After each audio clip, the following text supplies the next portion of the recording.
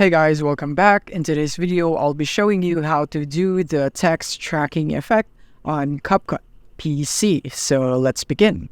So first of all, let's import our clip. So in this example, I'll be using this one. And I'm just going to cut this out right here where one person just walks through the frame. Right here, I'm just going to be using this person right here. This one right here is this one. So I'm going to be cutting it here where that person enters the frame and then cutting it right. I think this one is already enough right here. So yeah.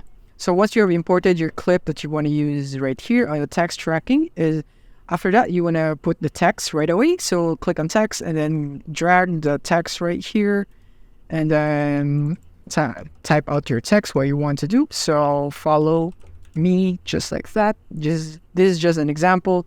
And then I want to go and customize the text first. So I'm going to put this where I want it to start right here. So I'm going to go for this one right here. And I'm going to go for tracking right here and motion tracking. And I'm going to make sure that I go and do this box right here. So you can see we have this box when you click on tracking. Make sure that this hits the subject that you want to track.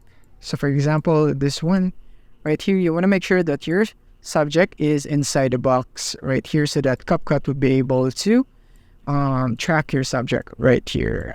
This one right here. So I'm going to go right there. So I think that's pretty good. And once you're done, click on start right here so that it could start tracking. And now it would be like this right here. Now let's see how good the CapCut tracking is. So let's play the video right here.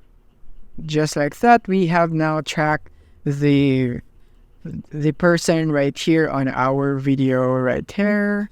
But as you can see, it's very short because this is just an example, but you can use this on longer clips. And this is how we do it. If you have found this video helpful, simply leave a like below or subscribe because it helps me reach more people. See you soon.